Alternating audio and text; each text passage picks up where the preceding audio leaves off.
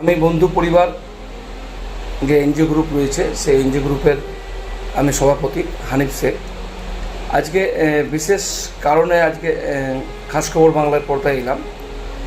ব্যাপারটা হচ্ছে, আপনারা সবাই জানেন পুরুলিয়া জেলার রঘুনাথপুর থানার অন্তর্গত চিনপিনা রেলগেট, সেই চিনপিনা রেলগেটের দুই রেলগেটের মধ্যখানে একটা বড়সড় দুর্ঘটনা ঘটে যায়। ঘটনাস্থলেই সেই ব্যক্তি মারা যায়। ব্যক্তি ছিলেন সবজি বিক্রেতা। খবরটা অনেক সোশ্যাল মিডিয়া এবং বিভিন্ন নিউজে আপনারা দেখেছেন, অবশ্যই দেখেছেন। ঘড়ির কাঁটা তখন ঠিক 1:05 বাকি,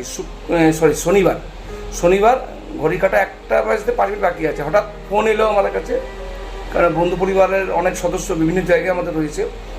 রাস্তাতে যাচ্ছিল, সে হঠাৎ তার চোখে পড়ে কোনো অ্যাক্সিডেন্ট। সেই অ্যাক্সিডেন্টে যে ফোন করেছিল সে হচ্ছে মহতুটি গ্রামের একজন ছেলে। তো ফোন যখন করে তখন কিন্তু ঠিক মতন কথা বলতে পারছিল না, মানে কথা আটকে যাচ্ছিল। কারণটা হচ্ছে ওই যে দৃশ্য দেখেছে, সেই দৃশ্য দেখার পর কিন্তু আর কথা বলার ওই কেন, হয়তো সবারই অবস্থা খারাপ হয়ে যাবে, কিন্তু সেই অবস্থায় কিন্তু কথা বলেছে। আমি বুঝতে পারলাম যে কোনো বড়সড় ঘটনা ঘটে গেছে। আর তুই ওকে জিজ্ঞেস করলাম যে তুই ঠিক আছে? হ্যাঁ ঠিক আছে। তারপর শুনলাম যে ওখানে এই ব্যক্তিটার একদম চাকায় পিষ্ট হয়ে গেছে। সাথে সাথে আমাদের কর্তব্য রঘুনাথপুর থানাকে খবর দিয়া, আমি রঘুনাথপুর থানার আইসিকে খবর দিলাম এবং সাথে সাথে ঘটনাস্থলে আমরাও ছুটে গেলাম। কারণ বন্ধু পরিবার আমরা সবসময় দেখেছেন মানুষের পাশে, সেই হিসাবে আমরা সবসময় আগে থাকি, যতটা পারি চেষ্টা করি। সেই হিসাবে আমরা গেছি এবং আমার সঙ্গে সঙ্গে আরও 2-1টা বন্ধু ছিল আমাদের গ্রুপে, যেহেতু সঙ্গে সঙ্গে লিখে দিয়েছিলাম যারা যেখানে আছেন একটু ঘটনাস্থলে আসুন, সহযোগিতার হাত বাড়িয়ে দিন। আমরা সঙ্গে সঙ্গে পৌঁছে গেছিলাম। তখন দেখছিলাম যে বডি ঢাকা হয়নি, কারণ পুলিশ পৌঁছতে লেট হয়েছে। আর ওনাকে ঢাকার চেষ্টা করেছে কিন্তু সামনে যেতে পারেনি, এতটাই খারাপ দৃশ্য ছিল। ঘটনাস্থলে যে গাড়ি অ্যাক্সিডেন্ট করেছে, গাড়িও মানে যেহেতু দুই রেলগেটের মাঝে সেইখানে আটকে পড়েছিল।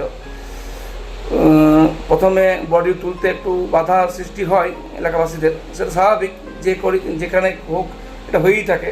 কেন একটা সেই মুহূর্তে যে ঘটনা, সেই ঘটনা সবারই খারাপ লাগবে।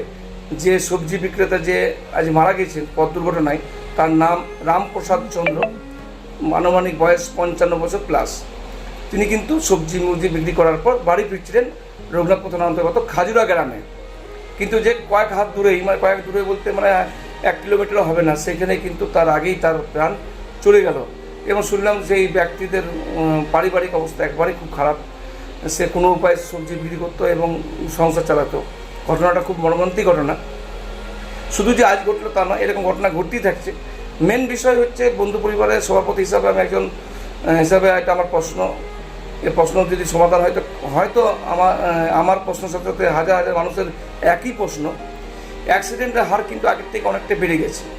কেন অ্যাক্সিডেন্ট হচ্ছে সেই বিষয়টা একটু প্রশাসনের দৃষ্টি আকর্ষণ করা, এবং বিভিন্ন মেন জায়গা, বিশেষ করে যেমন রঘুনাথপুর সুপার স্পেশালিটি হাসপাতাল, রঘুনাথপুর কলেজ, বিশেষ ব্যাংক, যেগুলো মেন রোডের মধ্যে রয়েছে, পার্কিং অবস্থা কম, সেখানে কিন্তু স্পিড ব্রেকার, মানে যাতে গাড়ি স্লো গতি চলে, সেই একটা ব্যবস্থা যদি করা হয়। আমরা বারবার কিন্তু বন্ধু পরিবার তরফ থেকে হোক বা নিউজের মাধ্যমে হোক, আমরা কিন্তু হাসপাতালের কলেজের সামনে বলেছি, কিন্তু এখন অবধি সে কিন্তু সুরাহা পায়নি। এই বিষয়ে রঘুনাথপুর থানার আইসি বললেন, এই বিষয়ে আমি গুরুত্ব সহকারে দেখছি। উনি আমার সামনে বিভিন্ন দপ্তরে ফোন করলেন এই বিষয়টা নিয়ে। কারণ হাসপাতাল চত্বরে আমরা প্রায় রাত 9টা-10টা, কখনো 1টা-1:30 অবধি থাকি। দেখতে পাই যে প্রত্যেকটা মুহূর্ত মনে হয় যে এই অ্যাক্সিডেন্ট হলো। কারণ যে স্পিডে গাড়ি ছুটে, সেই স্পিডে যখন হাসপাতাল থেকে কোনো রোগী আত্মীয়জন বেরায়, তখন কিন্তু তারা স্বাভাবিক অবস্থায় থাকে না, তাদের মাথায় কিন্তু কাজ করে না। কারণ তার পেশেন্ট হাসপাতালে ভর্তি আছে, স্বাভাবিক, যে কেউ, আমারও তাই হতে পারে। সে তখন মাইন্ড কিন্তু ঠিক কাজ করে না। সেই অবস্থায় যদি হট করে আমি ওষুধ কেনার তাগিদে আমি যদি বেরাই, আর সে সময় যদি বড় গাড়ি লরি আসে, তো কী হবে বুঝতে পারছেন। আজ যেটা ঘটনা ঘটলো, যেখানে ঘটনা ঘটার কারণই নেই, কারণ দুটো পরপর রেলগেট, যেখানে গাড়ির স্পিড অত গতি থাকা উচিত নয়। তারপর যে মাল বোঝাই গাড়ি ছিল, তার তো স্পিড কোনো মতেই হওয়া উচিত ছিল না। কীভাবে ঘটনা ঘটলো এই বিষয়ে পুলিশ তদন্ত করছেন। তো আর একটা জিনিস লক্ষ্য করলাম, আপনারা অবশ্যই লক্ষ্য করেছেন যে হেলমেট পরে যে হাতে গ্লাভস পরে আছে, সেটা কিন্তু আমি বন্ধু পরিবার সভাপতি হানিফ শেখ, আমি ওটা নিজেই। কারণ হচ্ছে এখানে আমি নিজেকে হাইলাইট করার জন্য আমি বলাটা কারণ নয়। কারণ হচ্ছে আমার ব্যাগে সবসময় 2টো হ্যান্ড গ্লাভস পাবেন আর ফার্স্ট কিছু পাবেন। যেটা ডাক্তারের পরামর্শ ছাড়া কোনো মতো দেওয়া হয় না। কিন্তু হ্যান্ড গ্লাভসটা আমার থাকেই আমার কাছে। হ্যান্ড গ্লাভস থাকার কারণটা কি, আমরা দেখেছি রাস্তাঘাটে প্রতি সময় অ্যাক্সিডেন্ট হয়ে থাকে। অনেক সময় দেখেও কিন্তু অনেকে হাত দিতে খুঁজে না, তাতে কী কারণে হাত দেয় না জানি না।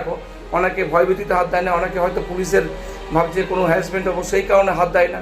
এটা কিন্তু একবারে ভুল ধারণা। বারবার প্রচার করা হয়েছে যে এই বিষয়ে কেউ হ্যারাসমেন্ট হবে না। হয়তো আপনার সহযোগিতায় সেই পেশেন্ট যদি আহত থাকে তো তাড়াতাড়ি যদি ট্রিটমেন্ট পায় সুস্থ হয়ে উঠবে। সেই কারণে সবার কাছে অনুরোধ যে আপনারা কিন্তু সহযোগিতা হাত বাড়িয়ে দিন। আজকেও যেমন ঘটনা দেখলাম, অনেক লোক ছিল, প্রচুর লোক ছিল, কিন্তু অনেকেই যেতে পারছিল না। আসল যে দৃশ্য ছিল সে দৃশ্য দেখার মতন পরিস্থিতি সবারই হয়তো সম্ভব নয়। আমরা দেখে ভিডিও গেছি, আমাদের করে আমাদের অবস্থা হয়ে গেছি বলে আমরা পারলাম। আমরা হাত গ্লাভস করে আমরা সেই বডি তুললাম। পুলিশের কিছু সহকর্মীরা ছিলেন, তারাও পুলিশ কর্মীরাও ছিল, তারাও সহযোগিতা হাত বাড়িয়েছেন, বিষয়টা তোলা হলো। কিন্তু ব্যাপারটা হচ্ছে ইনি তো মারা গেছিলেন। অনেক সময় হয় যে আহত অবস্থায় পড়ে থাকেন, হয়তো তাড়াতাড়ি ট্রিটমেন্ট করলে তার সুস্থ হয়ে যায়।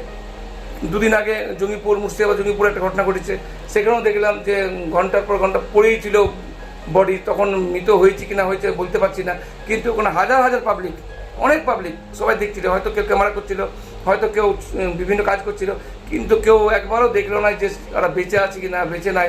যদি সিপিআর যদি দিত বা কেউ যে অভিজ্ঞতা, তো অবশ্যই মোবাইল তো ইউটিউব তো আপনারা দেখছেন যে হয়তো সিপিআর দিলে তার হার্ট যদি খুলে যায়। চেষ্টা তো করতে পারেন। এই চেষ্টা করলে তো আপনার তো কোনো কেস বা ফাঁসি বা কিছু হবে না। যদি ওই পেশেন্ট বা ওই আহত ব্যক্তি যদি বেঁচে যায় তো আপনি হয়তো যদি ভগবান বলুন, আল্লাহ বলুন, আপনি নেকি বা পুণ্য পাবেন। সবাইকে অনুরোধ, যে কোনো মুহূর্তে অ্যাক্সিডেন্ট হতেই পারে, চলার পথে অ্যাক্সিডেন্ট হতেই পারে। অ্যাক্সিডেন্ট হলেই যে আপনারা ছবি তুলবেন বা দূর থেকে দেখবেন সেটা নয়। মিডিয়াতে কাজ বাদ দেন, আমরা মিডিয়া, আমরা ছবি তোলার কাজ, আমরা ছবি তুলবই, কিন্তু আদার্স মানুষ যারা ছবি তোলার আপনাদের কাজ কি? আপনাকে সোশ্যাল মিডিয়ায় পোস্ট করবেন না ঘরে যেয়ে দেখাবেন?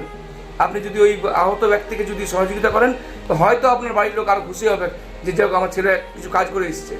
তো তাই অনুরোধ, সব জায়গায় অ্যাক্সিডেন্ট হচ্ছেই না হওয়া নয়, পুলিশের সহযোগিতা হাত বাড়িয়ে দিন। এবং নিজেরাও বিভিন্ন জায়গায় এনজিও রয়েছে, বিভিন্ন জায়গায় সংস্থা রয়েছেন, তারা কিন্তু এসব কাজে অবশ্যই সহযোগিতা করুন। আপনার সহযোগিতা হয়তো বাড়ির ছেলে বাড়ি ফিরে যাবে। এইটুকুই। সবাই সুস্থ থাকুন, ভালো থাকুন। একটা 16 চাকার লরি মাল বোঝাই, সে আপরিকগুলো আছে।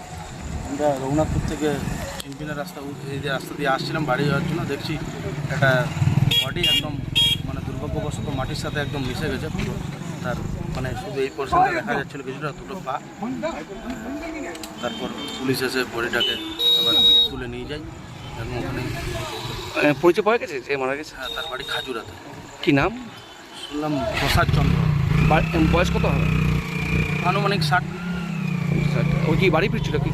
হ্যাঁ, সবজি বিক্রি করে বাড়ি ফিরছিল। তার সাইকেলে সবজিও ছিল, সবজি ফেরি করে। যে লরিটা মেরেছে সে রঘুনাথপুর থেকে আসছিল? রঘুনাথপুর থেকে আমাদের এই বাঁকুড়ার রোডের মানে এই রাস্তায় যাচ্ছিল, চিনপিনার দিক থেকে রঘুনাথপুর দিক থেকে আসছিল। আপনার পরিচয়? আমার নাম শান্তনু মিশ্র।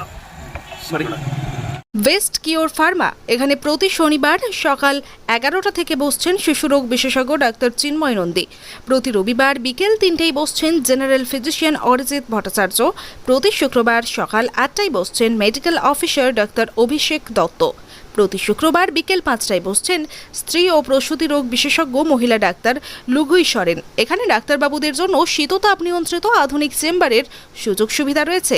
পাশাপাশি রোগীদের জন্য আছে শীততাপ নিয়ন্ত্রিত ওয়েটিং হল। ঠিকানা দুবরা, পুরুলিয়া, दुबरा हाई स्कूल सन्निकट।